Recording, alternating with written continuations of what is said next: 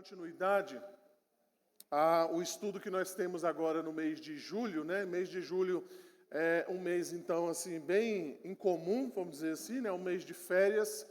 Alguns irmãos, eles acabam viajando, então a gente tem, assim, a igreja um pouco esvaziada, né? Isso é normal, exatamente porque esses irmãos acabam viajando. Então, a gente aproveita, né, esse período de férias, tanto o mês de julho como o mês de janeiro, a gente aproveita, então, para tratarmos de um assunto diferente daquilo que a gente trata de maneira mais ordinária durante todo o ano. Então, a gente vai interromper os nossos estudos aí nos 10 mandamentos e nós vamos, então, retomar essa lição sobre despertamento espiritual. No início do ano, nós falamos um pouquinho sobre isso, né? Agora, então, no domingo passado, nós retomamos esse assunto e hoje, então, a gente vai falar mais um ponto importante, né, sobre esse tema de despertamento espiritual. A lição de hoje, na verdade, são duas, né? Então, eu estou juntando essas duas lições, né, desse livro, né, que eu estou usando como base, né? O título do livro é exatamente esse, Despertamento Espiritual, a poderosa ação avivadora do Espírito na igreja, né? Do reverendo Augusto Nicodemos. Então, eu vou dar uma olhadinha nesses dois capítulos, né? Capítulo 10 e também o capítulo 11, que fala exatamente sobre o evento do Pentecostes e os avivamentos que apresentam ali no livro de Atos. Então, o primeiro texto que nós vamos ler é Atos capítulo 2, os versos de 1 a 13. Eu vou projetar ali para os irmãos e vou pedir os irmãos, por favor, para fazerem a leitura para mim. Vocês podem ler, por favor, com a voz assim bem forte de quem tomou café hoje de manhã, tá? Para que a gente possa então ler esse texto. Vamos ler? Ao cumprir-se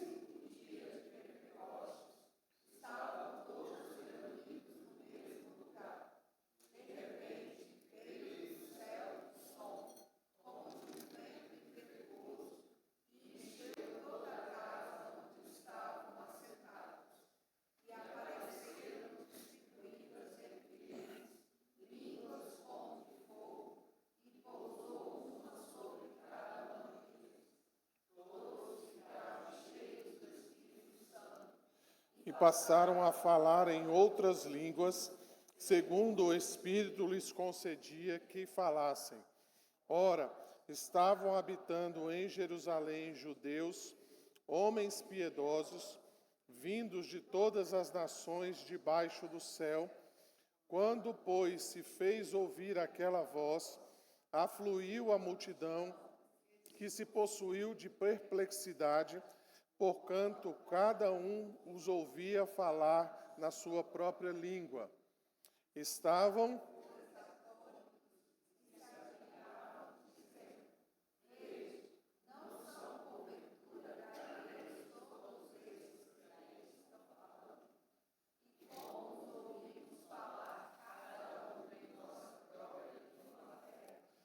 e como medos, elamitas e naturais da Mesopotâmia, Judéia, Capadócia e Ásia, da Frígia, da Panfilha, do Egito e das regiões da Líbia, nas mediações de Cirene, e romanos que aqui residem, tanto judeus como prosélitos e arábios, como os ouvimos falar em nossas próprias línguas as grandezas de Deus,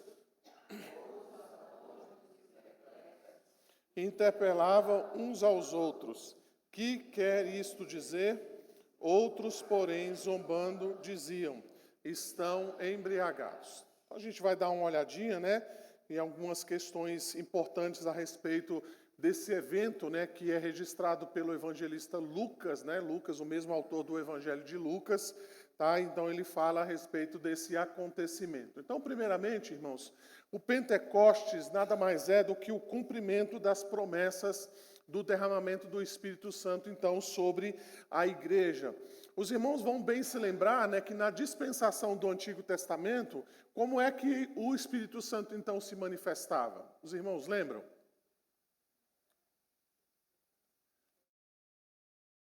O Espírito Santo, então, se manifestava através dos profetas, que mais? Dos reis, que mais? Quem mais tinha o Espírito Santo? Os sacerdotes, né? Eles eram ungidos por Deus exatamente porque eles tinham essa função de levar, então, o povo à presença de Deus. Então, a pergunta é, o Espírito Santo era dado a todos? Não, não era dado a todos, né? Vocês devem se lembrar daquele episódio onde Deus ordena a Moisés que separe 70 homens e que ele ia, então, ele ia tirar a porção do Espírito de Moisés e ia dar àqueles 70 homens, né, de maneira temporária, para que aqueles homens, então, ajudassem Moisés no encargo, né, da condução do povo. Uma vez, então, que havia se cumprido aquele episódio, né, o Espírito Santo, então, saiu daqueles 70 homens, porque, na verdade, o Espírito não era dado a todos. O que nós, então, percebemos em Atos capítulo 2 é que o Espírito Santo agora, então, ele está sendo derramado de maneira indiscriminada. Né? Ele está, então, se cumprindo de acordo com as profecias que nós vamos encontrar no Antigo Testamento. Então, por exemplo, se você olhar, por exemplo, lá em Ezequiel, capítulo 36, o verso de número 27, aqui nós vamos encontrar assim: porei dentro de vós o meu espírito, e fareis que andeis nos meus estatutos, guardeis os meus juízos e os observeis. Então, aqui a promessa de Ezequiel é: o Espírito Santo vai ser derramado sobre o povo, não só sobre pessoas escolhidas, selecionadas para uma função específica, como nós acabamos de mencionar. E o texto, então, que mais se encaixa aqui, né? Inclusive Pedro vai citá-lo, é o texto, então, de Joel, capítulo 2, os versos 28 a 32.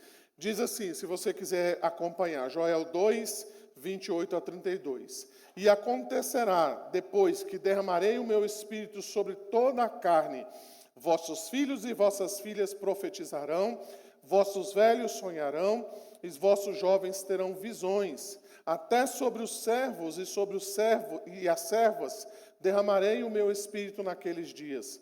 Mostrarei prodígios no céu e na terra, sangue, fogo e colunas de fumaça.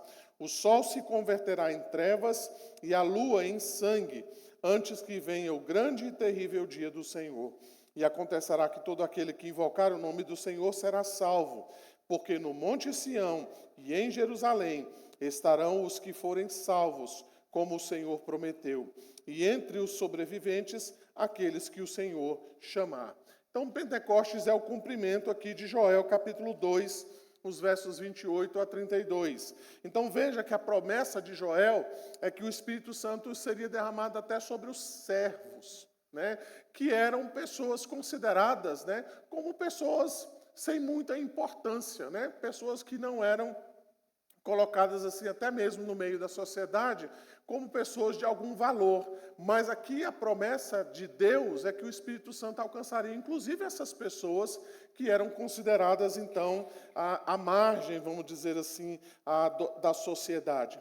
A promessa então se cumpre de acordo com Mateus capítulo 3, o verso 11, se você quiser anotar. Eu vos batizo com água, é o que João Batista está dizendo, para arrependimento. Mas aquele que vem depois de mim é mais poderoso do que eu, cujas sandálias não sou digno de levar. Ele vos batizará com o Espírito Santo e com fogo. Tá? Você vai encontrar essa mesma passagem em Marcos, capítulo 1, o verso de número 8. Tá? Então, essa é a primeira questão importante que nós precisamos levantar aqui dentro deste evento que acontece ali no Pentecostes. Tá? Por isso que eu já mencionei isso em outra ocasião, a gente vai ver isso daqui a pouco também. O Pentecostes é um evento único, ele é um evento singular. Ele não vai se repetir nos mesmos termos que ele se repetiu lá naquela ocasião. Exatamente porque ali era o cumprimento de uma promessa. Essa promessa já foi cumprida. Deus não vai recumprir essa promessa, né? Não sei nem se existe essa palavra, né? Mas Deus não vai refazer a promessa que ele já fez lá atrás, né?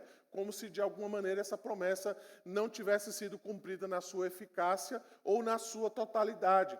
O Espírito Santo já foi nos dado em Pentecostes, tá? Por isso então a gente reafirma que esse evento, então, ele não se repete na história, tá? Vamos dar uma olhadinha, então, nas características do avivamento em Pentecostes. Então, o Augusto Nicodemos, ele separa aqui algumas características. Ele fala, então, de algumas características únicas e ele fala também sobre algumas características que ele chama de características comuns. Dentre as características únicas, né, primeiramente ele diz o seguinte, que o Espírito Santo, ele não havia então sido derramado sobre os crentes em geral, é o que nós acabamos de dizer. Até aquele momento, o Espírito Santo não havia sido dado aos discípulos de Cristo. Até aquele momento, o Espírito Santo era dado a pessoas específicas, mas em Pentecostes se cumpre essa promessa de que o Espírito Santo, então, é dado a todos os crentes, né, a todos os discípulos. Tá? Além disso, então, a descida do Espírito Santo, ela visava testificar o ministério e a autoridade dos apóstolos de Cristo, que então estavam agora à frente da igreja do Senhor. Nós vamos falar um pouquinho disso daqui a pouco, né? Mas você vai perceber que, à medida então que o evangelho vai se espalhando e pessoas são batizadas e também recebem o Espírito Santo, você vai ver então que existe ali a presença de apóstolos, né? Então, os apóstolos inclusive faziam milagres, né? Eles operavam maravilhas, exatamente porque a igreja precisava ver neles agora essa liderança que estava à frente da igreja do Senhor. Não é à toa que depois o apóstolo Paulo, né, a gente vai falar sobre isso no domingo que vem no culto à noite, ele vai dizer que a igreja está sendo edificada sobre o fundamento dos apóstolos e dos profetas. Então os apóstolos eram esse grupo, né, que precisavam dessa testificação, dessa autoridade. E isso era dado, então, exatamente pelas manifestações miraculosas, né, por aquilo que estava acontecendo ali no início da igreja em Atos. Algumas características comuns que nós podemos ver, então, nesses episódios. Primeiro, com as reformas, né, e as renovações da aliança no meio do povo de Israel, Pentecostes, então, veio exatamente no meio de um declínio espiritual que o povo de Deus vivia. Então, se vocês voltarem um pouquinho antes ali na história, vocês vão perceber que antes mesmo da vinda de Cristo, existia ali um período chamado de período interbíblico. Você já ouviu falar sobre isso? Sim ou não? Alguém sabe dizer o que é esse período interbíblico? Hã? Isso. Isso. Eu não sei se a sua Bíblia é assim, né? Mas a minha, esses 400 anos são separados por uma folha em branco, né? Aí ali o final do profeta Malaquias até o início do Evangelho de Mateus, né? Então aquela folha branca que tem na sua Bíblia significa 400 anos em que Deus não se dirigia ao povo de maneira profética. Você não vai encontrar nenhuma manifestação de nenhum profeta que apareceu durante esse período. Depois, então, aparece João Batista, né, daquele jeitão dele ali, né, pregando no deserto o arrependimento dos pecados. Então, veja que o Pentecostes, ele veio exatamente no momento que a igreja do Senhor estava num declínio espiritual. Os fariseus, os saduceus, aqueles que eram responsáveis pela religião judaica, pelo cumprimento, então, vamos dizer assim, da religião naquela época, vocês sabem muito bem como é que eles estavam vivenciando, né? Os fariseus se tornaram extremamente religiosos. A religião judaica se tornou extremamente fria, apática, né? Legalista, cheia de moral, né? Então, o Pentecostes vem exatamente para reavivar, para trazer de novo vida ao povo de Deus, tá? E isso a gente percebe que é uma característica dos avivamentos, né? A gente viu isso, por exemplo, nos episódios, especialmente em Juízes, né? Vocês lembram quando eu falei sobre isso, né? Então, Juízes sempre mostra esse padrão de declínio da vida espiritual do povo e Deus, então, levantando alguém para trazer esse avivamento no meio do povo de Deus, tá? A segunda coisa, então, que a gente pode colocar como uma característica comum é que a pregação da palavra de Deus se tornou central nesses avivamentos. Então, basta você ler o discurso de Pedro, lá no capítulo 2. Você vai ver então que ele vai evocar exatamente o cumprimento das promessas. Ele vai falar então exatamente o que Deus está fazendo ali. Se você caminhar um pouquinho mais adiante aí no capítulo 7, mesmo aí de Atos, você vai perceber na pregação de Estevão, que ela está recheada então da palavra de Deus. Ele vai contando como é que Deus então escolheu Abraão e como isso chegou então até o Senhor Jesus Cristo, né? Então ele gasta ali um tempão no capítulo 7, expondo toda a história da Escritura. O que nós vamos ver também, irmãos, dentro disso, de maneira comum, o que tem nos avivamentos, é que Deus faz isso de maneira soberana.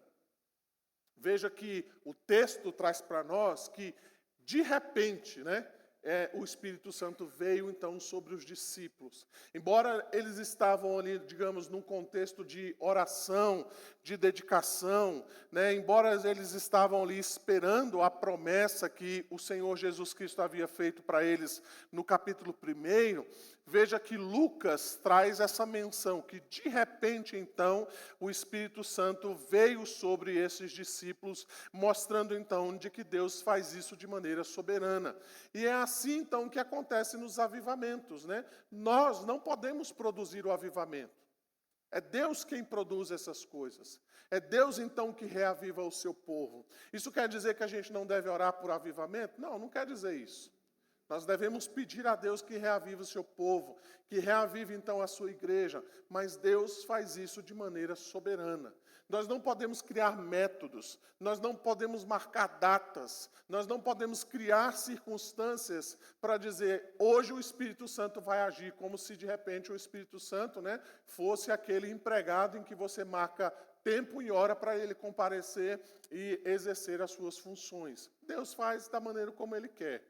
E ele faz, então, livremente, tá? A outra, então, questão que a gente precisa mencionar aqui é que a pregação do Evangelho, então, no poder do Espírito Santo, trouxe, então, quebrantamento àquelas pessoas que estavam ali em Atos capítulo 2. Se você caminhar um pouquinho mais adiante, aí no capítulo 2, se você quiser abrir aí a sua Bíblia, você vai ver, então, que logo após o discurso de Pedro, né, a partir do verso de número 37, nós vamos encontrar a menção, então, de quantas pessoas convertidas só naquela pregação de Pedro? 3.000 pessoas se converteram, né? 3.000 pessoas, então, foi o início da igreja cristã. E depois, então, esse número foi aumentando, e a característica, então, da igreja cristã naquela ocasião, né, da igreja primitiva, era essa. Enquanto mais a palavra de Deus crescia, mais as conversões aconteciam, né? Então, a medida de crescimento da igreja não eram os métodos, não eram as figuras, não eram os personagens da igreja primitiva, mas a pregação da palavra. Quanto mais a palavra de Deus crescia, mais pessoas se achegavam à igreja do Senhor Jesus Cristo ali, na igreja primitiva, tá? Então vamos dar uma olhadinha, né, os avivamentos que se seguiram logo após, então, o Pentecostes, né? A gente não vai ter tempo para entrar em cada um deles, mas você vai ver, por exemplo, no capítulo 8, né? Você vai ver, então, a descida do Espírito Santo sobre os samaritanos. Você vai ver no capítulo 10, então, o avivamento chegando entre os gentios, especialmente ali na família de Cornélio, né? E você vai ver o avivamento chegando lá em Atos capítulo 19, né? O avivamento chegando em Éfeso. Veja em que coisa interessante, né? Logo após o avivamento que aconteceu ali no capítulo 2, o Espírito Santo, então, se manifesta entre os samaritanos. Isso não deve passar despercebido por nós. Os samaritanos, você bem sabe, eles tinham uma rixa entre os judeus. Você sabe por quê? Por que existia essa rixa entre os dois? É porque um era flamenguista e o outro era vascaíno? Não. Um era Corinthians e o outro era Palmeiras. Qual era a rixa? Alguém sabe me explicar? O povo aí da história, Daniel, sabe me explicar?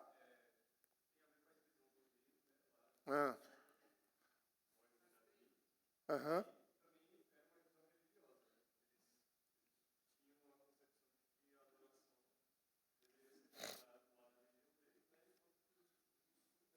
Uhum.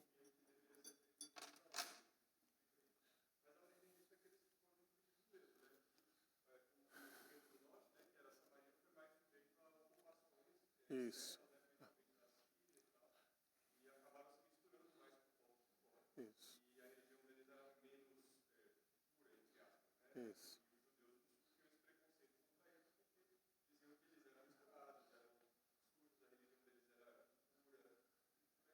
Isso. Então, os judeus tinham preconceito com o samaritano, porque o samaritano não tinha pedigree. Ele era meio que um vira-lata, sabe? Quando você compra um cachorro de pedigree, e aí ele pula o muro, e aí cruza com a cachorra do vizinho, e aí você tenta vender o cachorro como raça pura, aí o cara fala, não, mas isso aí não é raça pura. Ele é misturado, é um labrador com vira-lata, né? É um pastor alemão com vira-lata. Você quer me vender como cachorro puro, né? Como cachorro de pedigree? Então o samaritano era um povo sem pedigree, era um povo meio vira-lata, né? Era uma mistura de judeu com assírio, com povos gentios. Então isso para o judeu era algo extremamente preconceituoso. Então você lembra quando Jesus se encontra com a mulher samaritana? O problema não era só porque ela era uma mulher. O problema também se dizia a respeito ao fato de que ela era uma mulher samaritana. Né? Era uma mulher também misturada por causa disso. Não é à toa, irmãos, que Jesus contou aquela parábola do bom samaritano. Então, para o judeu ouvir que um samaritano é bom, era algo assim extremamente ofensivo diante do conceito que os judeus tinham do samaritano. Não é à toa, então, que a gente encontra esse relato de que o Espírito Santo, então, estava descendo, né, estava alcançando exatamente os samaritanos. Veja que no capítulo 8, verso de número 14, nós vamos encontrar algo bem interessante. Ouvindo os apóstolos que estavam em Jerusalém, que Samaria recebera a palavra de Deus, enviaram-lhe Pedro e João. Veja aí a presença dos apóstolos, os quais, descendo para lá, oraram por eles para que recebessem o Espírito Santo, porquanto não haviam ainda descido sobre nenhum deles, mas somente haviam sido batizados em o nome do Senhor Jesus Cristo. E então impunham-lhe as mãos e receberam estes o Espírito Santo. Se você perceber, né, me chamou bastante a atenção a continuidade, né, do capítulo 8, o verso de número 14, né? Diz aí um pouquinho mais adiante, acho que eu não vou conseguir, eu tinha separado aqui o texto, né? Só ver se eu acho aqui rapidinho, irmãos. Se alguém depois achar, você pode me falar, por favor, né? Mas me chamou a atenção algo bem interessante, né? Depois desse acontecimento, os apóstolos retornam a Jerusalém e eles começam então a pregar o evangelho em algumas aldeias samaritanas. Provavelmente espécie de grupos, né, que existiam até mesmo ali próximos a Jerusalém, em que existiam samaritanos. Né? Então veja que os apóstolos, eles não tinham ido aos samaritanos ali próximos, né? Mas eles tiveram que ir lá em Samaria para ver o que estava acontecendo, e depois que eles viram realmente que o que estava acontecendo era algo de Deus, que eles começaram a pregar o evangelho nas aldeias dos samaritanos. Então vejam, irmãos, que a descida do Espírito Santo sobre os samaritanos não só trouxe a conversão daqueles irmãos ali de Samaria, mas quebrou um preconceito que existia durante séculos entre judeus e samaritanos. Então não é à toa, né, que Lucas descreve aqui essa descida do Espírito Santo entre os samaritanos. Então vamos dar uma olhadinha também em algumas características, né, que nós encontramos nesses avivamentos. Primeiramente, então, as características únicas, né, como o reverendo Augusto Nicodemos separa aqui para nós, ele fala então sobre a presença dos apóstolos em cada uma dessas ocasiões. Então você vai encontrar exatamente Pedro e João lá em Samaria, você vai ver Pedro na casa de Cornélio. Isso deve nos chamar a atenção, né? Veja que a igreja ela está passando por um momento de transição, mas também num momento de edificação da própria igreja. E os apóstolos, eles tinham um papel primordial nesse processo de transição e de fundamentação, de edificação da igreja. Por isso, então, a presença deles nessas ocasiões, para que eles mesmos pudessem testificar aquilo que Deus estava fazendo no meio dos samaritanos, por exemplo, na casa de Cornélio, conforme é mencionado lá no capítulo 10. A segunda característica única, né, é que a ocorrência de línguas como evidência externa da chegada do Espírito Santo naqueles que creram, né, você vai perceber exatamente isso, né? Esses sinais evidenciavam novamente, né, o poder e a autoridade dos apóstolos e o estabelecimento da igreja. Você vai ver também, em terceiro lugar, como uma característica única, que esses três grupos, né, que receberam o Espírito com evidência de línguas pela mão dos apóstolos, representavam exatamente essa etapa de evangelização que Jesus deu aos seus discípulos, né? Então vejam que eles foram a Samaria, eles foram aos gentios e eles chegaram até em Éfeso, né? Então eles estavam progredindo à medida então que a igreja ia pregando o evangelho, eles iam expandindo isso de maneira maior, tá? Como característica comum que ele menciona aqui nesses eventos que eu acabei de mencionar. Veja aí que, primeiro, esses eventos alcançaram muitas pessoas, tanto em Samaria como entre os gentios. Em Éfeso também você vai encontrar isso, né? Por exemplo, lá em Éfeso, nós mencionamos aqui, né, o autor menciona, no capítulo 19, os versos 18 a 20, diz assim: também muitos dos que haviam praticado artes mágicas, reunindo seus livros, os queimaram diante de todos.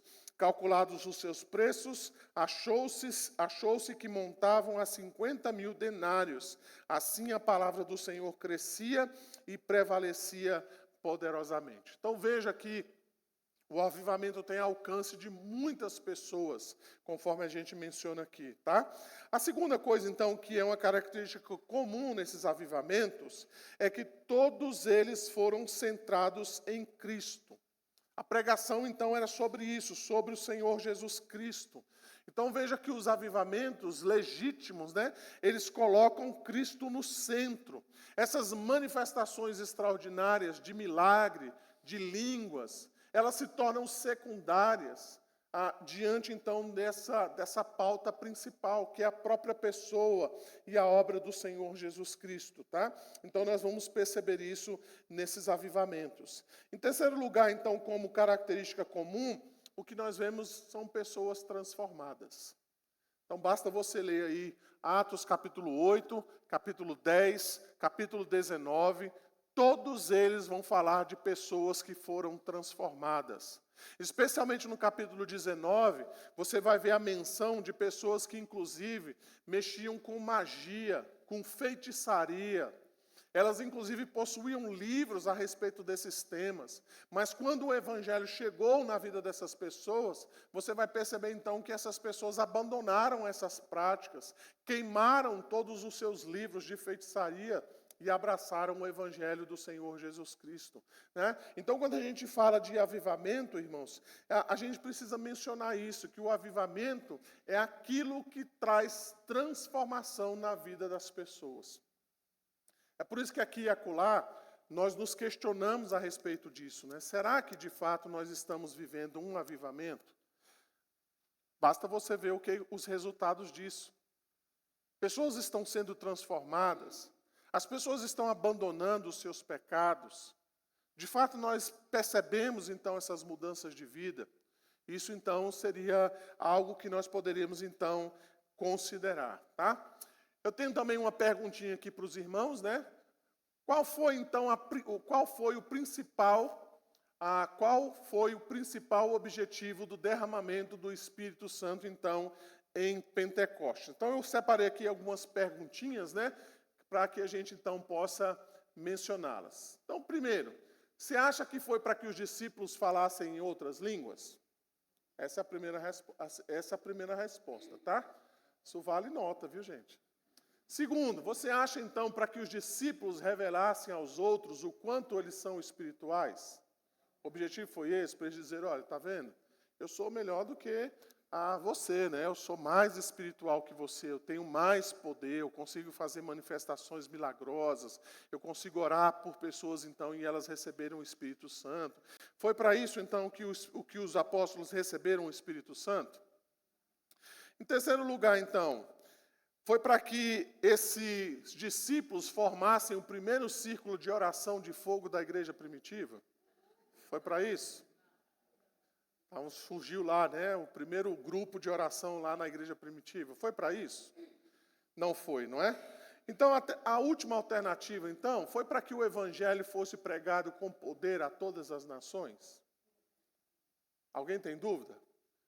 Então foi para isso, irmãos. Foi para que o evangelho fosse pregado com poder a todas as nações. Então percebam, quando a gente fala sobre um avivamento, e quando a gente então pede a Deus um avivamento, a gente precisa ter em mente isso daí, que o evangelho precisa ser pregado a todas as nações. Nós muitas vezes, sem percebermos, reduzimos o avivamento a simplesmente um movimento dentro da igreja. A gente resume avivamentos a reuniões onde você pode pular, cantar, onde há manifestações extraordinárias, vamos dizer assim, né? Onde as pessoas então agora estão dizendo que estão falando novas línguas, onde há manifestação de milagres, onde há manifestação de poder, onde há manifestação de cura, e nós muitas vezes não nos apercebemos se de fato esse avivamento está nos levando a pregar mais o Evangelho, e de maneira mais poderosa, e de maneira mais convincente. Então veja que a manifestação do Espírito Santo ali em Atos capítulo 2 foi exatamente essa. O alvo principal ali era: o Evangelho agora precisa ser pregado a todas as nações. Precisa ser anunciado a todos os povos de maneira indiscriminada. Deus não tem mais um povo, uma nação, né? Uma etnia exclusiva como eram os judeus no Antigo Testamento. Mas agora Deus quer se manifestar de maneira muito mais clara, muito mais óbvia a todas as nações de maneira indiscriminada. E Ele agora está dizendo, você precisa pregar o Evangelho a todas as nações. E agora eu estou te dando poder para isso. O poder é o Espírito Santo, que é então dado àqueles primeiros apóstolos e certamente também é dado a toda a igreja de Cristo. Sim, Miguel, você quer falar?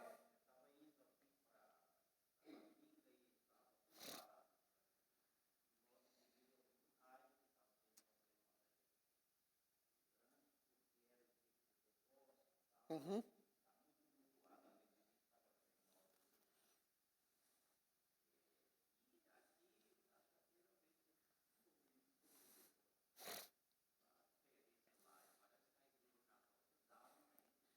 Sim.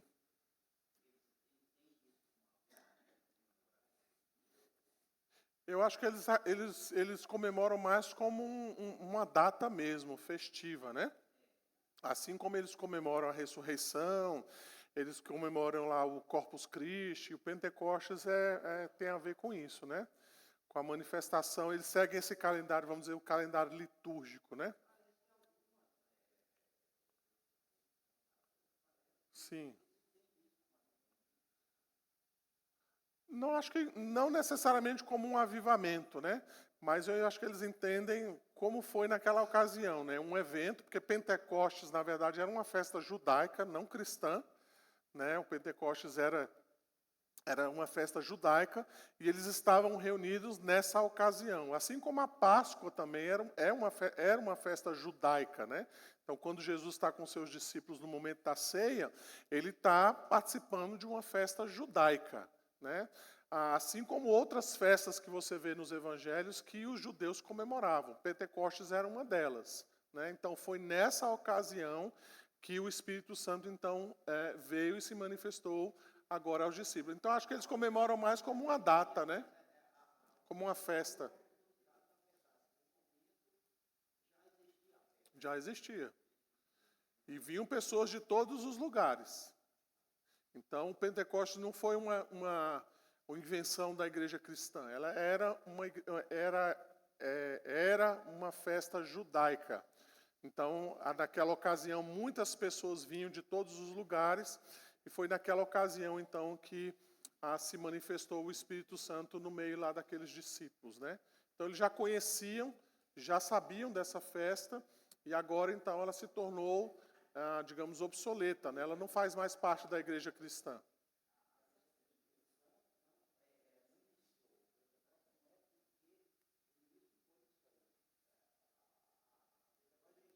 Já existia. Isso. Já era uma festa que acontecia, era uma festa judaica. Assim como a Páscoa, irmãos. A Páscoa não é festa cristã. A Páscoa é judaica, né? E ela foi substituída pela morte e ressurreição de Cristo, né? Então, a Páscoa não tem a ver com cristianismo. Páscoa tem a ver com judaísmo, né? Então, a Páscoa está apontando lá para o evento de Êxodo, capítulo 12, tá? A festa, ela foi substituída pela morte e ressurreição do nosso Senhor e Salvador Jesus Cristo. Tá?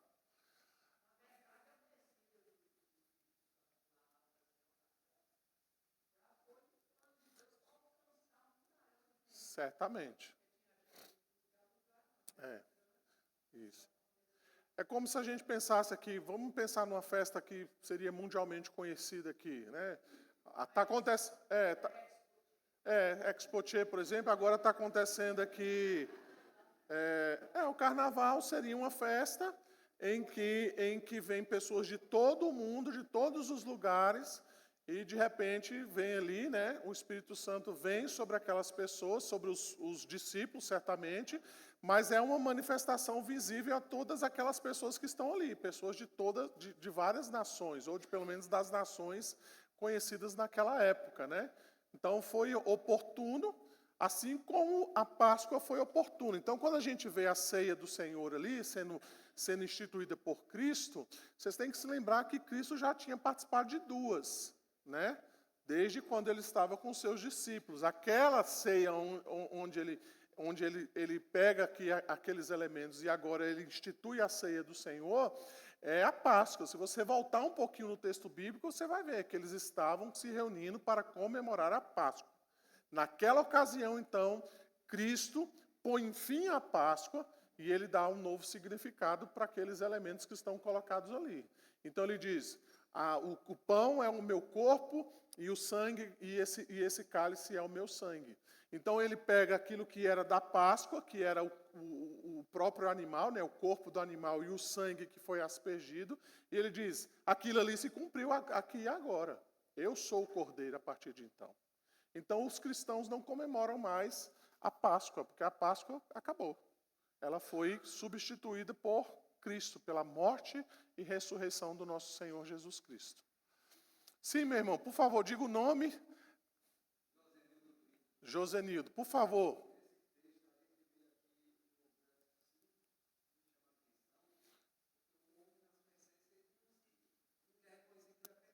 Uhum. Qual que o senhor está citando, Josenildo, por favor? O senhor está citando qual texto? Só para a gente... Uhum. Ok.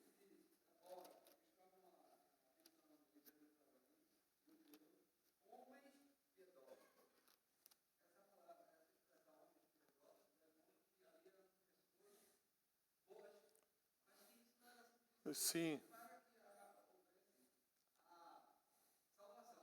Uhum.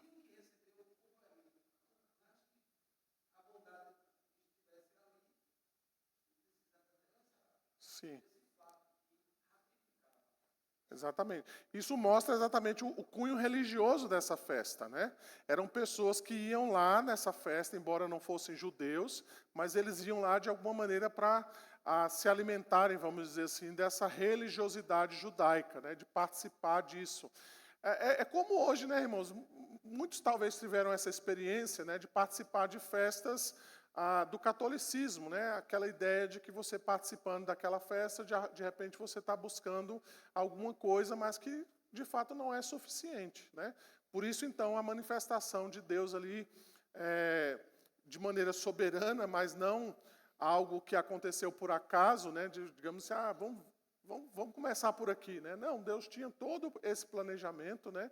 De fazer, então, exatamente a descida do Espírito Santo naquela ocasião dessa festa, né? Tão importante, e conforme a gente menciona e a gente percebe exatamente pelo relato, né? De pessoas de todas as nações indo para aquele lugar para participarem daquela festa. Ariston.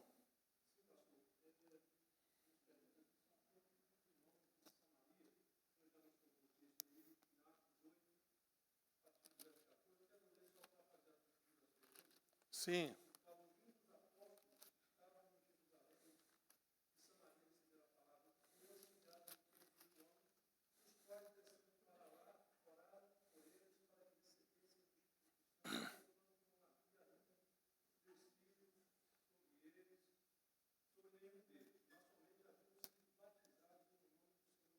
Uhum.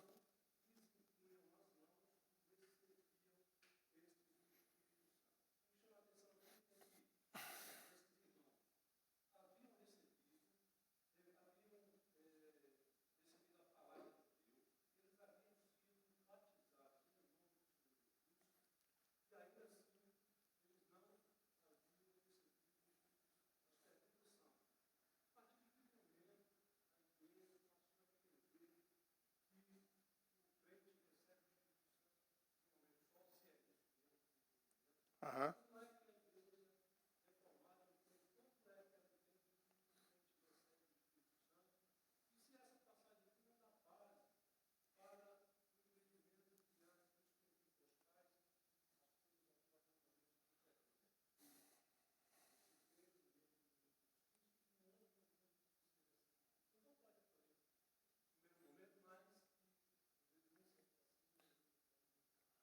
Vamos ver se eu consigo responder todas. Vamos lá. Primeiro, a gente precisa ler Atos dentro da perspectiva de que Atos foi escrito. Atos é um livro histórico. Então, quem já estudou um pouco de teologia e de hermenêutica sabe que Atos não serve como um livro para ter uma base, digamos assim, teológica. Você não pode tirar ensino de Atos, por exemplo, nem do livro dos reis, nem de Salmos, por exemplo. Salmos é outro tipo de literatura. Atos é um livro histórico, ele conta eventos, né? Eventos dos quais não vão se repetir, porque eles aconteceram, eles apenas estão descrevendo aqui.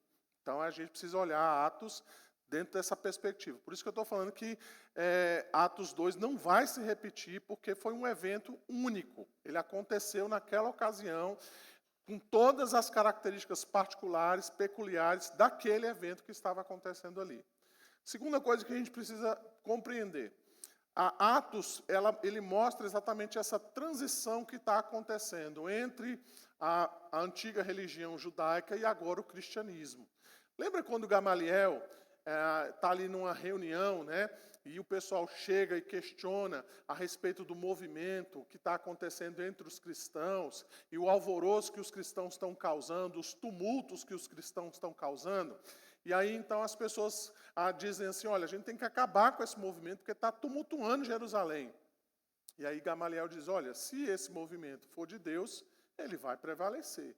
Se ele não for de Deus, ele vai acabar como outros movimentos acabaram. Era assim que eles viam o cristianismo no início do cristianismo. Será que esse negócio vai para frente? Pode ser só mais uma seita, né, dentro do farisaísmo, que existiam outras, né, os saduceus, era a seita dos fariseus, né, então tinham outras seitas que não prosperavam dentro do farisaísmo, né, do judaísmo de modo geral. O cristianismo eles achavam que era mais um, tá?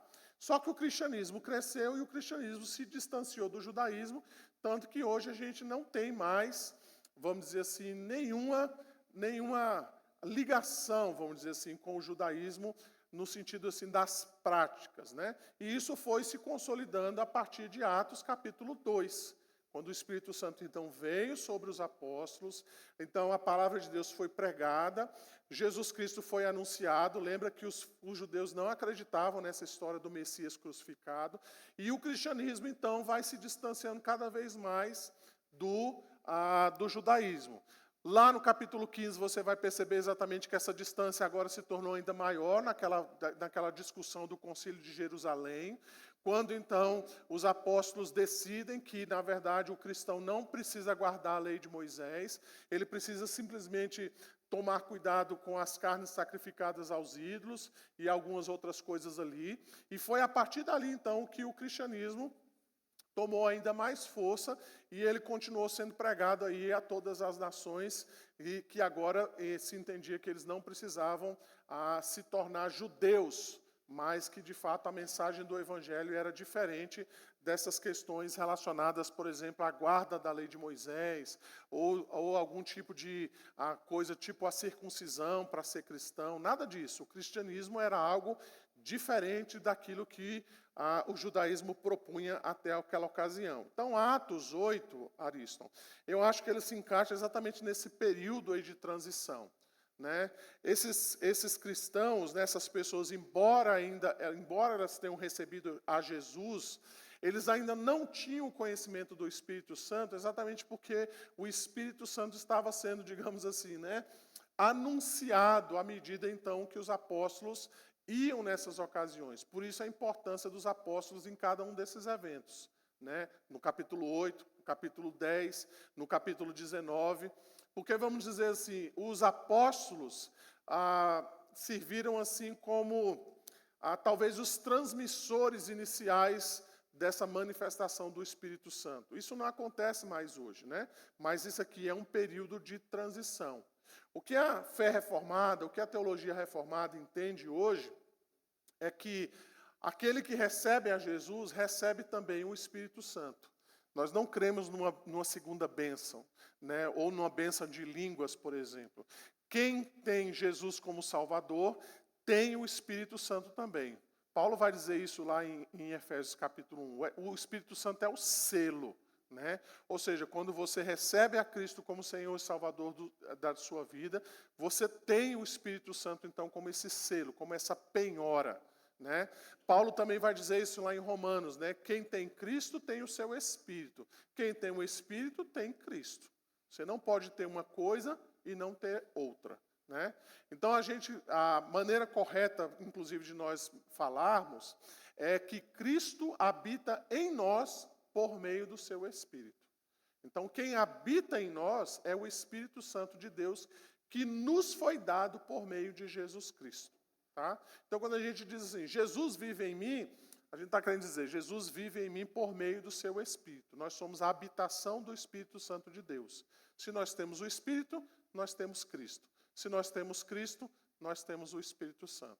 Então, aqui, esse Atos 8, a gente precisa olhar dentro dessa transição que está acontecendo aqui, dentro desse capítulo, desse livro. Né? Você vai perceber que à medida que as coisas vão correndo, você vai percebendo depois com Paulo, por exemplo, né, que já não tem mais essas descrições. Você não vai encontrar isso, por exemplo, nas cartas, né, paulinas, por exemplo, em Pedro, você não vai encontrar mais essas descrições. Por quê? Porque lá já é anos 50, 60, então a igreja já está bem mais consolidada e essas questões, digamos, temporais já passaram, já foram vencidas. Tá? Alguém levantou a mão ali? Daniel, depois a tia Sônia.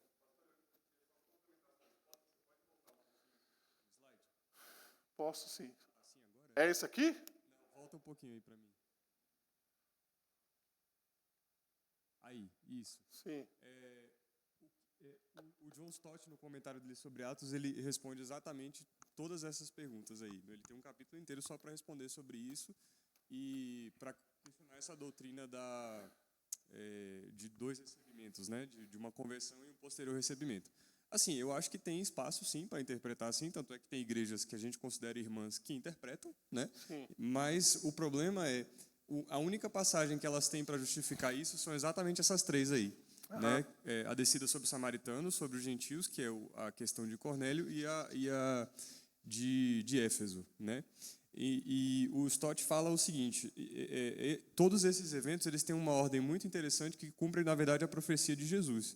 Quando ele fala ali em Atos 1, e aí ele vai dizer assim, Atos 1:8, né, que todo mundo conhece. Recebereis poder ao descer sobre vós o Espírito Santo. Ele está falando diretamente aos discípulos. Então, ele não fala nesse momento que o Espírito Santo vai descer sobre mim, sobre você, sobre outros cristãos. Ele está falando especificamente aos discípulos. Então, ele está falando, ó, sobre vocês 12, ou 11, né, naquela época,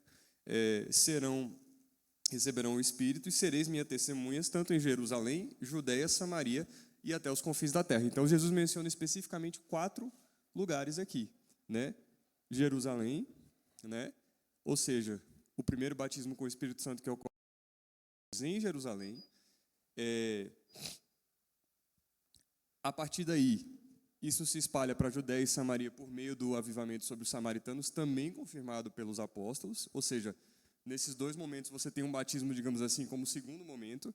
Depois, representa aqui os confins da terra pela conversão dos gentios e pelo avivamento em Éfeso, que ocorre da mesma maneira. Então, o que o Stott fala no livro dele esses momentos eles ocorreram para poder cumprir essa profecia. A partir do momento que você, digamos assim, abriu aquelas portas, desbloqueou aqueles novos horizontes da igreja, você não vê nenhum outro relato, inclusive nas pregações de Paulo e de Silas, que você lê ao longo do livro de Atos, até Paulo chegar em Roma, você não vê ele fazendo nenhum tipo de oração para que a descida do Espírito Santo aconteça. Por quê? Porque a porta já foi desbloqueada sobre os gentios. Então, você usar esse texto para poder justificar hoje, você meio que está repetindo. É como se você batizasse 2 vezes, né? Aquela analogia que a gente tem com o batismo em água, né? Que a pessoa não pode ser batizada 2 vezes, a ideia é essa. Então, aquilo aconteceu naquele momento porque era um momento de desbloquear um novo horizonte da igreja.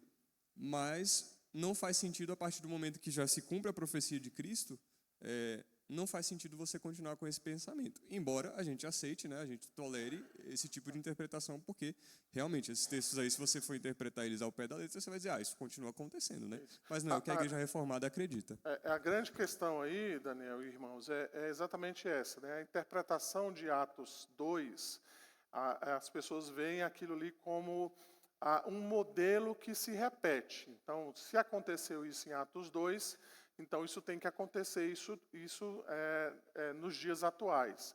Só que os eventos, a ocasião, as particularidades, o que aconteceu em Atos capítulo 2 é um evento único.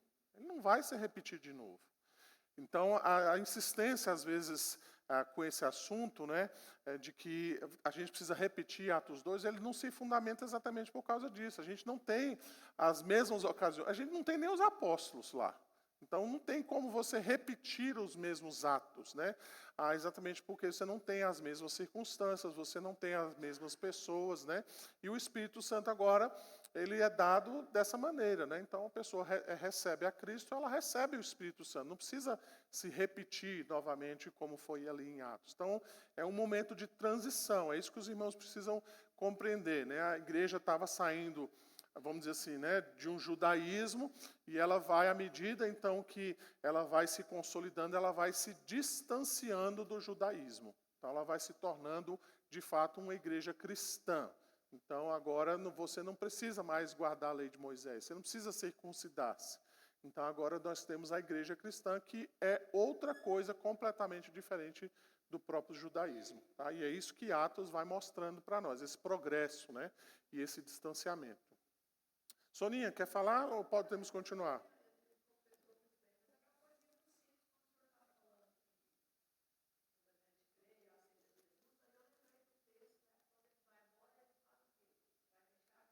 Sim, exatamente.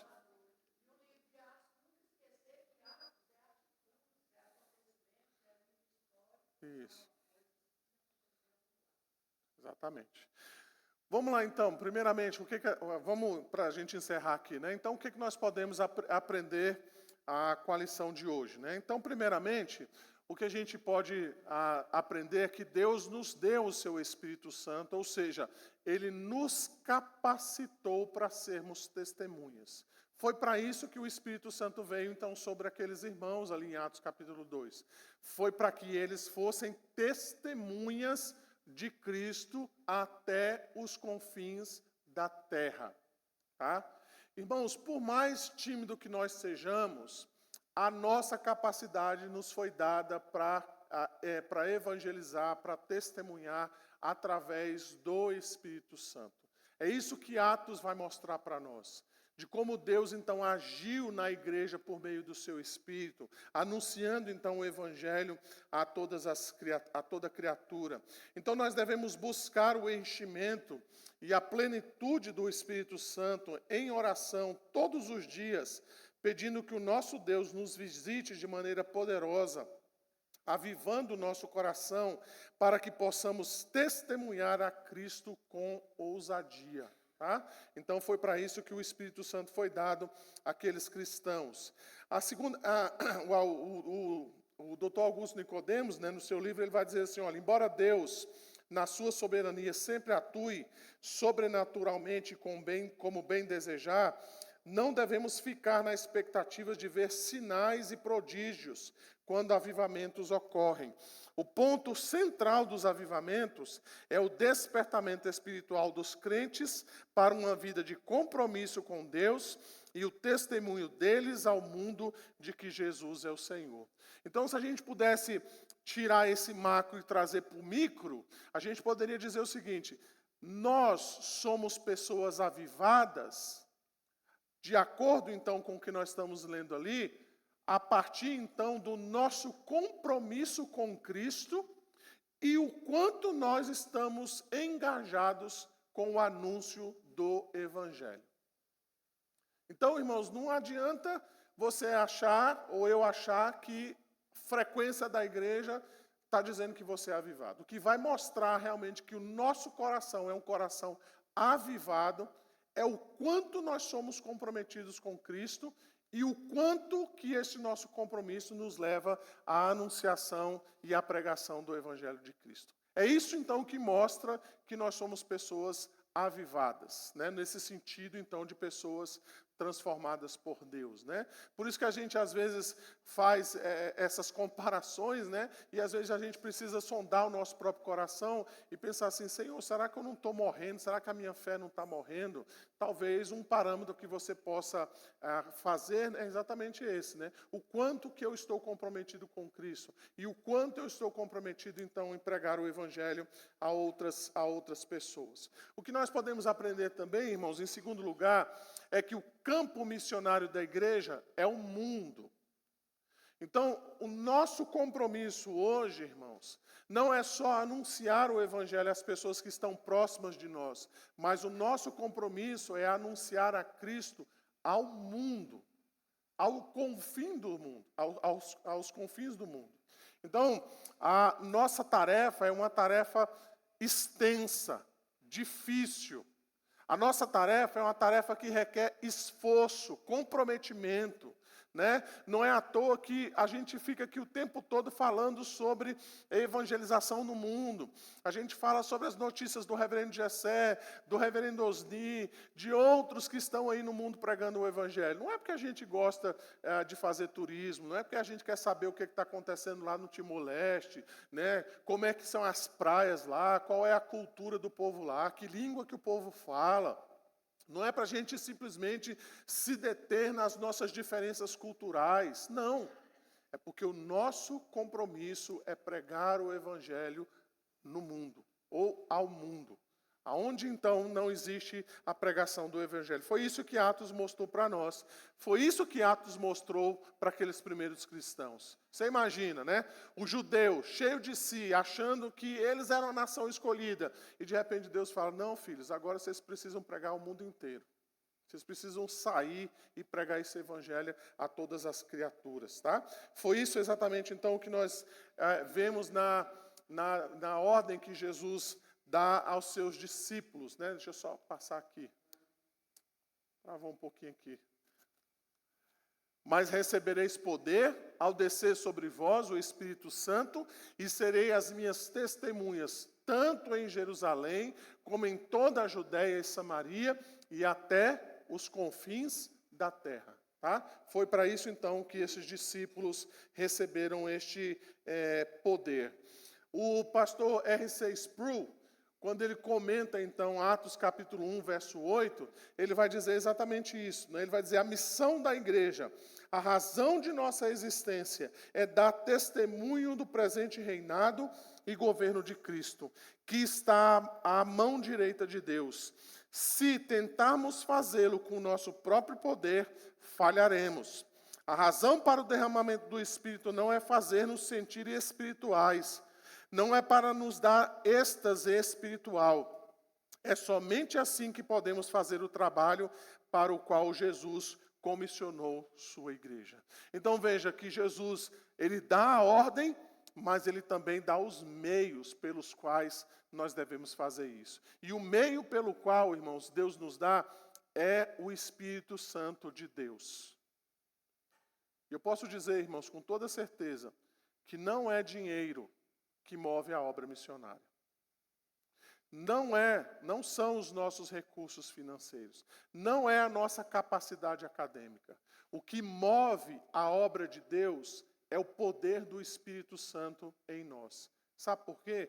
Porque se de fato o Espírito Santo nos move a isso, ele vai abrir o nosso bolso. Ele vai nos dar entendimento. Ele vai nos capacitar a nós podermos então exercer essa obra missionária. Pense lá no nosso irmão Jessé, tendo que aprender às vezes 5, 6, 7 línguas para fazer as traduções. Você acha que algum ser humano tem capacidade para fazer isso, irmãos? Essa capacidade vem do Espírito Santo. E com isso eu não estou denegrindo ou não estou valorizando o trabalho do nosso irmão Jessé, nada disso. Mas o que eu estou querendo dizer é que é Deus quem faz isso na vida do nosso irmão. É Deus que move a igreja para enviá-lo, para sustentá-lo, para ajudá-lo em todo esse projeto de pregação do Evangelho. Por isso, então, nós precisamos do Espírito Santo, então, nos dirigindo, falando aos nossos corações, a fim de que nós possamos, então, cumprir essa tarefa que o Senhor Jesus deu a cada um dos seus discípulos. Então, pode passar aí, por favor. Se algum irmão tiver alguma pergunta, algum esclarecimento? Sim, Olson.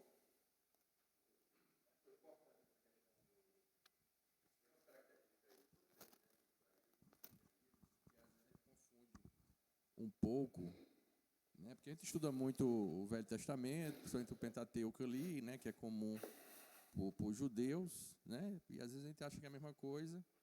Aí é interessante e lá eles, enfim, tem algumas coisas interessantes, mas, por exemplo, vamos falar a questão dos dias aqui, né? A gente tá Natal e Páscoa, o Natal, né? A gente já deixou para trás há muito tempo aquele negócio de questão do Papai Noel, saber o significado real, né? Páscoa, a questão do coelhinho da Páscoa já foi embora há muito tempo, né? Mas hoje em dia a gente confunde um pouco, que é isso que o senhor falou, que às vezes até mesmo a gente aqui fica desejando Feliz Páscoa, manda cartãozinho, né? Nós, quem comemora a Páscoa é judeu, né? Nós somos cristãos reformados, né? A gente comemora a morte e ressurreição de nosso Senhor Jesus Cristo, que é fundamental para a nossa fé, né? Para toda a doutrina reformada, né? E o Pentecoste era conhecido lá como festa das barracas, ou das semanas, né? Porque eram 7 semanas, né? Que a gente também não comemora, né? Porque também na Igreja Católica, enfim, como o irmão estava falando, então eles comemoram por alguma coisa. E é sempre bom a gente diferenciar uma coisa da outra, né? Nós somos cristãos reformados, não somos judeus. Algumas coisas são comuns, outras não são.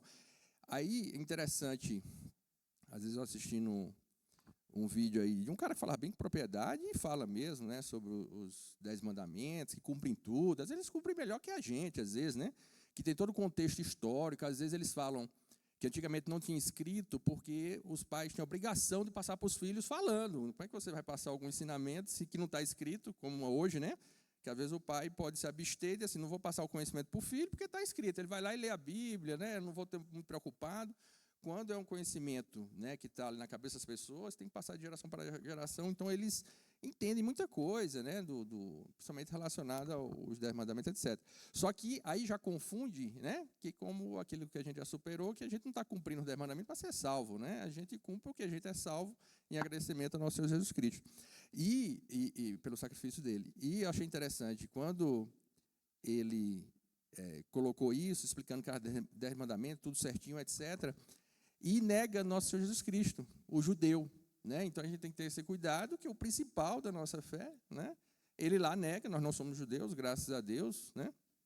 E nesse vídeo que ele colocou, por que ele não considera os judeus, né? O que o Messias ainda não veio, não considera Jesus como o Messias, né? Da Bíblia. E muita gente nos comentários, que vocês olham os comentários, dizendo assim, que a gente se sente... E muita gente ali, que você bota o comentário, enfim, como nesse caso não tinha nenhum comentário ofensivo nem nada, se sentiu ali, não é que é ofendido, né? Alguém negando, a gente sabe, negar Jesus Cristo é uma coisa impactante para a gente. E colocaram isso lá, né? E eu achei interessante que nesse vídeo de um judeu explicando lá, dentre outras coisas, né? Várias coisas, porque ele não considera Jesus Cristo como Messias, e muita gente se sentiu ali obrigado a dizer, não, eu nunca negarei o nosso Senhor Jesus Cristo, né? No que pese que também a gente fala isso de maneira explícita, né? Que todos nós, né, pecamos, né? E a gente às vezes nega por algum pecado que a gente mantém. A gente não nega explicitamente, mas a gente tem que lutar contra isso dia a dia para não negar em nossa vida, seja uma vida que não negue o nosso Senhor Jesus Cristo. Mas é importante essa questão das diferenças entre datas comemorativas, entre ensinamentos lá que ficaram para trás, que estão na Bíblia, né? Como o senhor falou, tem coisa que é história, né? Para ser a questão do Pentecostes, no que pese que parece que na própria Bíblia mesmo, no Antigo Testamento, não fala só em Atos, o termo, né? Aí tem um daqueles capítulos, que não, o título, né, lá do trecho da Bíblia, em Levítico 23, é que fala, 23:15, né? Que está o título assim, o Pentecostes, mas ele fala da comemoração, que fala que é 50 dias, etc. Mas é muito importante isso. O próprio pastor Augusto Nicodemos, ele tem uma série de vídeos, um deles que ele fala sobre o judaísmo, das diferenças, e é muito importante a gente saber as diferenças, pelo menos as principais. É lógico, isso na nossa caminhada cristã vai ficando mais claro ao longo do tempo, e a gente tem que procurar afinar isso cada vez mais, naquele compromisso da gente ser fiel ao que está na Bíblia, né? Porque às vezes algumas coisas vão passando, e é muita coisa, né? Porque parece que a Bíblia não é um livro tão grande, mas tem um mundo aqui, né? Então, coisas muito complexas, como o senhor falou hoje, né? E foi feito, e também foi falado no domingo anterior sobre o Espírito Santo, que é muito complexo também para a gente entender, e nunca vai entender na nossa plenitude, e a gente também não precisa entender isso para a nossa salvação, graças a Deus. Mas é muito importante essa questão das diferenças, datas comemorativas, inclusive tem outras, né? Questão da Páscoa, né? Nós, como cristãos reformados, não deveremos comemorar a Páscoa, nem desejar feliz Páscoa para os outros, no que parece que a gente entende, quando alguém fala isso para a gente comemora a morte e ressurreição do nosso Senhor Jesus Cristo, né? Nós não somos judeus, somos cristãos reformados. E essas dificuldades, Walson, elas não são só sobre nós. Você lembra, por exemplo, de Pedro, né? Em Atos capítulo 10, se você olhar lá, ele ficou com dúvida quando ele viu aquele lençol baixando, e tinha lá animais de tudo quanto é espécie, né? Quadrúpede e tudo mais, né? Então, alguns intérpretes, inclusive, incluem lá que possivelmente existiam animais lá que eram proibidos, né, pelo judeu. Um porco, por exemplo. O judeu nunca comeria carne de porco. E tanto que Pedro falou, não posso comer isso, Senhor. Né? Eu não posso comer isso. E aí ele ouve a voz e diz, não, você deve comer aquilo que eu santifiquei. Depois você vai ver o próprio Pedro tendo dificuldade lá com o apóstolo Paulo, lá em Gálatas, né? E Paulo dá ali de frente ao apóstolo Pedro. Por quê? Porque Pedro se comportava de uma maneira em frente aos gentios, mas em frente aos judeus ele se comportava como um judeu, dizendo, não, realmente, vocês precisam guardar a lei de Moisés, vocês não podem comer qualquer tipo de carne, por aí vai. Então Paulo vai lá e fala, olha, ou você é uma coisa ou você é outra, meu amigo. Ou você é judeu e age como judeu, ou você de fato é um cristão.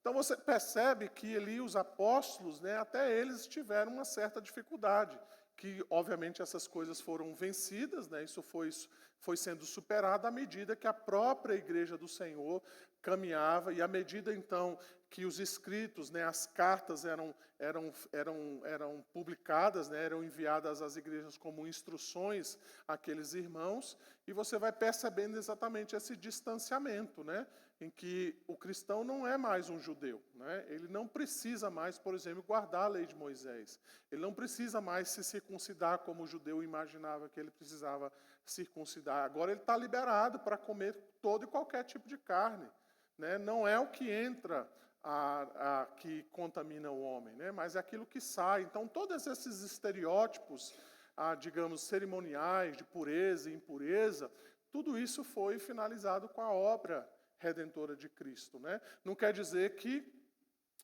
o cristão não vai ter vamos dizer assim, um modo também de ver essas questões relacionadas à comida e à bebida e por aí vai, né?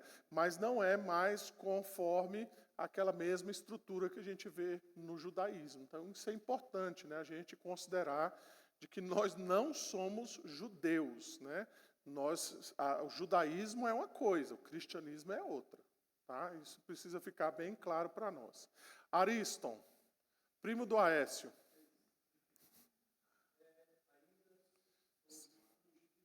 Sim.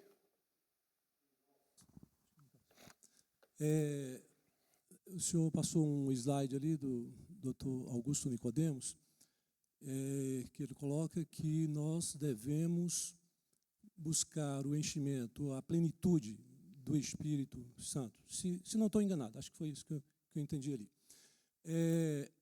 Então, o entendimento da Igreja Reformada é que a gente recebe o Espírito Santo quando recebe a Cristo, mas a gente deve buscar uma porção maior desse Espírito em oração, para ter um maior avivamento, e a gente deve buscar individualmente ou coletivamente, e aí, coletivamente, vai ao encontro do que fazem os pentecostais, quando estão coletivamente ali buscando, só que eles estão usando o nome errado. Eles estão achando que não tem Espírito Santo. Parece que tem, mas tem uma porção pequena, e que para ter o poder, mais poder de Deus para ser testemunha, ele deve buscar estar mais cheio. É isso mesmo? Assim, a gente deve buscar isso individualmente, que a gente tem, mas ele ainda não tem ele em plenitude. Parece que também é o que John Stott defende. Seria isso? Eu não gosto muito da comparação que eu já ouvi uma vez, né? Que alguém disse o seguinte, né? Que dentro de nós tem um cachorro mau e um cachorro bom. Eu não gosto muito dessa comparação, né? Porque diz assim, se você alimentar o cachorro mau, ele vai ficar cada vez maior e mais forte. Se você não alimentar o cachorro bom, ele vai ficando cada vez mais fraco, e a tendência é que o cachorro, inclusive o cachorro mau, mate o cachorro bom, né? Eu não gosto muito dessa comparação, mas se a gente pudesse imaginar dessa forma, né? É essa luta que o cristão enfrenta no seu dia a dia. É o que Paulo vai dizer, a carne milita contra o espírito, né? Então, aquilo que eu quero fazer, muitas vezes eu não faço, e aquilo que eu deveria fazer, né, que seria meu comportamento como cristão, eu não faço. Então, a gente fica nessa luta, né? Então, à medida que a gente vai, digamos assim, buscando a Deus mesmo, né, em oração, através da palavra de Deus, através da comunhão com os irmãos, então essa medida ela vai aumentando e Deus vai nos ajudando a vencer os pecados da carne, né? Então a carne vai sendo mortificada à medida que o Espírito Santo vai tomando lugar da nossa vida, né? Então a medida é essa, né? Não é o quanto eu tenho do Espírito Santo, mas é o quanto o Espírito Santo tem de mim, o quanto que Deus domina a minha vida. Né? Não é o quanto eu domino Deus e sei sobre Deus, mas o quanto que Deus domina a minha vida. Então, essa medida é proporcional. Então, à medida que o Espírito Santo vai tomando cada vez mais a conta da minha vida, à medida que eu me dedico mais à oração, à leitura da palavra, à comunhão com os irmãos, à participação do culto, à medida que eu vou usufruindo desses meios de graça, é a mesma medida que os pecados vão sendo abandonados na minha vida. Então eu vou deixando a maledicência, eu vou deixando a ira, eu vou deixando o ódio, eu vou deixando a pornografia, eu vou deixando os meus pecados escondidos, porque o Espírito Santo cada vez mais está tomando conta da minha vida. Por isso que Paulo vai dizer lá em Efésios capítulo 4, não apagueis o Espírito. Porque, de fato, nós podemos viver uma vida de tal maneira que parece que o Espírito Santo, de fato, não está presente em nós. Embora a gente possa ser um crente verdadeiro, né, eu não duvido disso, mas pode ser que as evidências da nossa vida não demonstrem vamos dizer, esse controle do Espírito Santo em nós, né? Essa direção que Deus está dando às nossas vidas. E o meio de se buscar é isso, é por meio da oração, da palavra de Deus, da comunhão com os irmãos, do culto, de ouvir a palavra de Deus, é essa a medida, né? Então, assim, não tem segredo, irmãos, não tem fórmula mágica, não tem pílula, não tem algo que seja inovador ao ponto de que alguém nunca falou sobre isso, né? Então, o método é esse.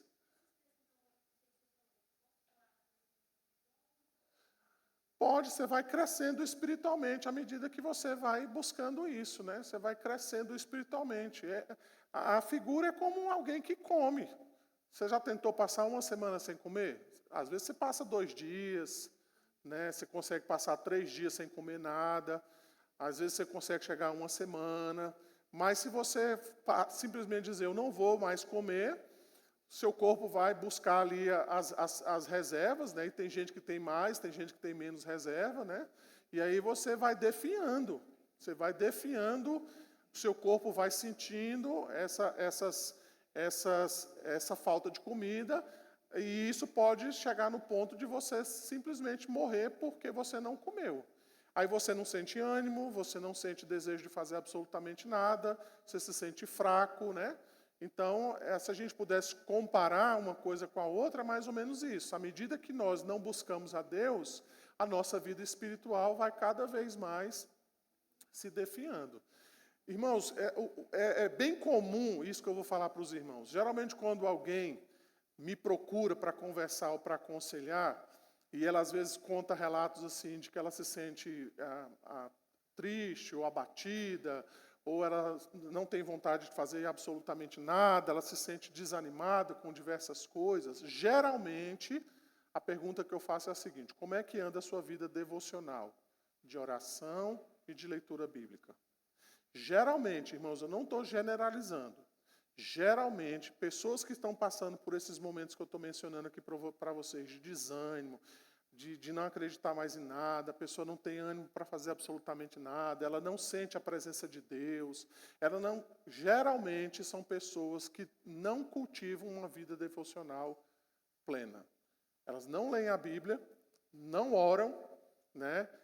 Geralmente não são pessoas assíduas aos trabalhos da igreja, vivem isoladas, sem comunhão com ninguém, e aí elas começam a experimentar esses tipos de sentimentos: ansiedade, preocupação excessiva, desejo, então, de desesperança com relação à vida, não vê sentido na vida, não consegue desfrutar dessas bênçãos. Geralmente é assim, né? Há casos de pessoas extremamente piedosas que têm esses mesmos sentimentos.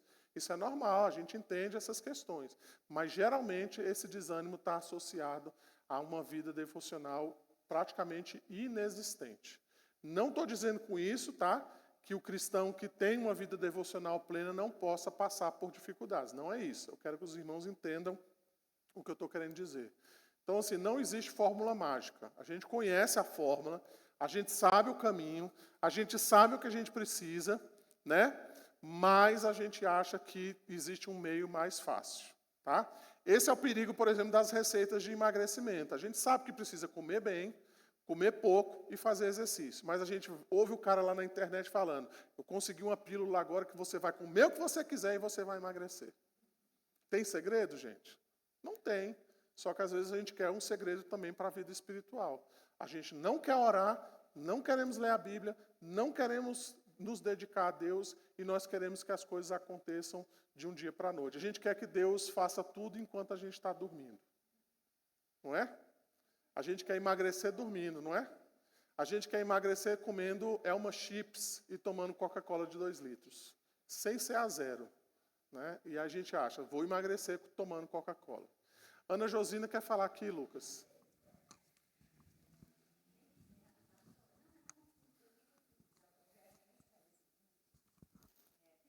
Porque é outro assunto aqui, mas retornando ao Alson, né? Ele falou 2 ou 3 vezes que o crente não comemora a Páscoa. Aí fica parecendo assim um pouco de hipocrisia nossa, né? Que a gente reúne as nossas crianças ali, a gente fala sobre a Páscoa. É só uma questão de esclarecimento. O crente comemora a Páscoa, só que ele comemora a ressurreição de Cristo, enquanto o judeu ainda está esperando Cristo nascer ainda. É só uma questão de esclarecimento, que eu acho importante isso. A própria Isabela, do lado dele ali, vai chegar lá e vai falar: como assim, pai? Então... Mas nem a ressurreição de Cristo vocês não estão comemorando mais? Não. Deixa eu te falar. Ele está falando a coisa de maneira bem estrita. Estritamente falando, Páscoa é uma festa judaica, Sim, da qual mas nós é não só um comemoramos. esclarecimento. Por isso que eu falei que era só um O que nós esclarecimento mesmo. certamente devemos comemorar ou relembrar é a morte e ressurreição de Cristo. É isso, estritamente falando. Tem a ver com a questão dos termos mesmo, né? Mas nós não comemoramos a Páscoa. Nós celebramos a morte e ressurreição de Cristo. Isso. São...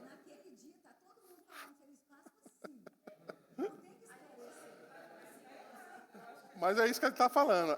É equivocado isso, né? É equivocado. Então, o ponto que está sendo levantado, que a gente está mencionando é esse, né? A Páscoa deixou de existir. Se a gente for levar a coisa literalmente, e é isso que é o ponto aqui, a Páscoa ela deixou de existir. Cristo aboliu a Páscoa. Ele pegou a Páscoa e ele transformou a Páscoa na sua morte e ressurreição. Ele diz, aquilo que vocês comemoraram acabou. Agora, a partir de então, vocês vão celebrar a minha morte e ressurreição. É isso que ele está dizendo. Entendeu? Sim, mas veja, a coisa venceu por sua validade. A Páscoa venceu, o prazo de validade dela acabou. Né? Então, assim, se venceu... É a mesma coisa quando a gente pensa na ceia do Senhor. A gente fala muito, né? Inclusive, isso foi pintado lá, não sei se foi por Leonardo da Vinci, né? Ele coloca lá, a última ceia. Mas, na verdade, não foi a última, foi a primeira. Cristo não tinha celebrado ceia em nenhuma ocasião. Ela foi, na verdade, a primeira ceia que foi a que ele instituiu. E, a partir de então, nós celebramos a ceia do Senhor. Não, eu estou dizendo, Leonardo da Vinci, acho que ele pintou o quadro chamado A Última Ceia, né? Não, eu falei que ele tinha celebrado 2 Páscoas antes com os seus discípulos, que era uma festa judaica, ela acontecia normalmente. Naquele ano, que foi o ano, então, da sua paixão, né, que foi o 3º ano, em que ele estava com os discípulos, novamente, os evangelhos só registram essa última ocasião, né, em que ele se reuniu com os discípulos para celebrar a Páscoa, e naquele instante, então, ele pôs fim a ela, diz, vocês fizeram isso até então, agora eu estou trazendo o real significado. O cordeiro lá, ele deixou de existir, agora eu sou esse novo significado. O que foi comemorado até então foi a saída do povo do Egito, a morte daquele cordeiro, o seu sangue aspergido, mas agora isso se cumpriu agora em mim. Então, Cristo, pela sua própria vida, instituiu o final disso. E ele agora diz, vocês precisam celebrar minha morte e ressurreição. É nesse sentido. Tá? Dona Joemia ali, passa ali, Rodrigo, para ela, por favor. Ela tem? Bom, bem, irmãos, eu fui professora há muitos anos. Sim. Eu aproveitava essas datas comemorativas, porque realmente tem que falar com as crianças sobre essas datas, que está comercializada, né? É o comércio que beneficia nessa situação, com os ovos, a Páscoa. Daí eu aproveitava e falava sobre Jesus Cristo, contava o que existe Páscoa, e começava lá, logo no começo da semana, a falar sobre o Egito e tudo, e chegava até ao momento atual, né? Sim. Mas o que eu quero falar para os irmãos, que nós devemos ler Gálatas 5, versículo 16 a 26, que fala sobre as obras da carne e o fruto do Espírito. Isso é muito importante, esses Gálatas aí, para a gente sempre estar memorizando, participando, lendo, relendo, porque assim a gente vai saber como que nós estamos agindo. Sim. Se estamos agindo de acordo com, realmente, se estamos com o Espírito Santo ou não. Ok. Rodrigo. Sobre essa questão, né, do Jesus como Cordeiro Pascual, né? A Bíblia fala aqui em 1 Coríntios 5 que Cristo, nossa Páscoa, foi sacrificado por nós. Só um esclarecimento sobre essa questão da Páscoa, Natal, porque todo ano tem isso, né? Todo Natal o crente deve comemorar Natal, não. Ao longo da igreja cristã, tem a existência do calendário litúrgico. O objetivo do calendário litúrgico não é fazer das datas um dia espiritual, assim, por si só, mas colocar ao longo do ano períodos repetitivos para a gente lembrar da história de Cristo, né? Aham. Então, por que existe Páscoa, existe Natal, existe vários dias, né, no calendário litúrgico? É para ter esse objetivo pedagógico, né? E a gente, como crente, a gente coloca, né, a dia de Páscoa, o dia de Natal, nos nossos... A gente, né, como reformado, a gente não bota o calendário como um todo, né? A gente foca mais na Páscoa, Natal ali, mas até como um objetivo pedagógico, a gente relembrar a história de Cristo, né? Aham. Então, assim, eu tenho por mim que é importante fazer essa diferença hoje em dia, que a gente não é judeu, então a gente não comemora a Páscoa como judeu, porque, infelizmente, tem uma tendência muito atual agora de puxar as coisas do Antigo Testamento e a gente espiritualizar, né? Não, eu sou levita, eu sou não sei o quê, eu sou profeta. E a gente pega esses elementos judaicos que já foram cumpridos em Jesus e a gente quer trazer para hoje. Isso é uma coisa que a gente tem que tomar muito cuidado, e incluir a Páscoa, né? Mas eu acho que é muito saudável a gente, como reformado mesmo, porque o calendário litúrgico é uma tradição reformada também, a gente comemorar a Páscoa, não como o evento pascual judaico, né? Mas como, poxa, foi na Páscoa que Jesus instituiu, e a Páscoa é um apontamento da morte e ressurreição de Cristo, né? Então, ter essa pedagogia de todo ano, relembrar a história de Jesus por meio do ano, né? Porque aí a gente consegue fazer a escalinha, né?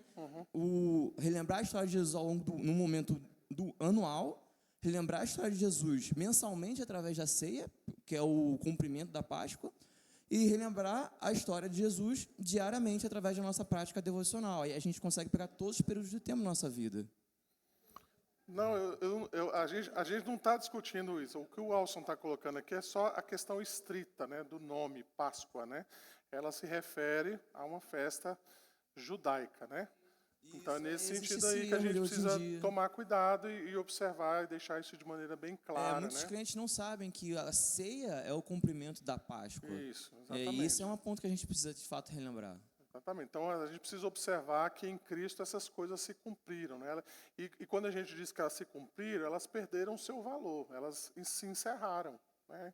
Então, a gente não guarda a lei de Moisés, por exemplo, no mesmo sentido, porque ela se cumpriu em Cristo. A lei fechou ali. Então, a gente não tem que ficar revogando de novo o cumprimento da lei, circuncisão, porque isso foi cumprido no Senhor Jesus Cristo. Josenildo, não é isso? Josenildo, eu primeiramente queria agradecer porque eu estou tendo um privilégio de me alimentar e aquecer o meu ser diante de um frio lá fora. E isso é muito bom. Isso aqui chama-se comunhão. Amém. E a gente é muitas vezes levado a falar porque a gente quer participar, quer contribuir, quer aprender, a gente está sedento por esse momento. Então, isso é muito bom porque nos fortifica. Sim. E aí, quando se falou de pecado, às vezes a gente entra em conflito dizendo, eu sou salvo, eu sou santo, mas eu peco. E aí eu gosto de criar uma situação assim, meio figurada. Vamos imaginar que o homem está num ponto, num plano, e ele tem no lado superior o céu, e no lado abaixo o inferno. Então o homem está ali e ele tem que tomar uma decisão. Você quer viver ou quer morrer? Aí o homem, naturalmente, ele está voltado para o inferno. E ele tem que dar uma volta, ele tem que ser transformado, 180 graus. Então ele começa agora a olhar, eu quero ir para o céu.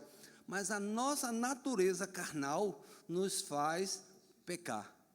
E a gente passa até um conflito. E esse conflito entre carne e espírito faz nos agir assim. Se eu tentar lutar por mim mesmo, vencer, eu tenho que subir uma escada.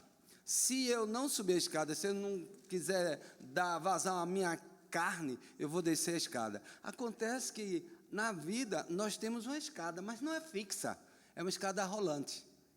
E é uma escada rolante que ela está descendo, ela não está subindo. Então, naturalmente, a escada rolante quer nos levar para o inferno. E a gente está ali naquele meio tentando fugir do fogo e o fogo está ali. E eu olho para o céu, vejo o brilho, a alegria, a festa. Eu quero ir para lá. Mas aí eu dou um passo, a escada faz eu descer um passo. Eu dou 2, a escada me faz descer 2. Eu estou brigando, porque sou eu que estou tentando vencer. Aí quando eu chego e tenho aquela vida devocional, orar, cantar, vir à igreja, compartilhar com o irmão, eu começo a dizer, eu entrego a minha vida nas tuas mãos. Aí o Espírito Santo pega, aí te faz subir 3 degraus. Você pode até descer 1, mas o ganho foi de 2. Aí você desce 1, mas ele faz você subir mais 2, e aí a gente vai sendo levado pelo Espírito Santo no processo de santificação. Né? E quando a gente chega no topo, a gente está no céu. Essa é uma experiência, bíblica. Que Deus abençoe. Irmãos, vamos então encerrar aqui nosso tempo de estudo. Se você de repente quiser conversar depois, a gente continua.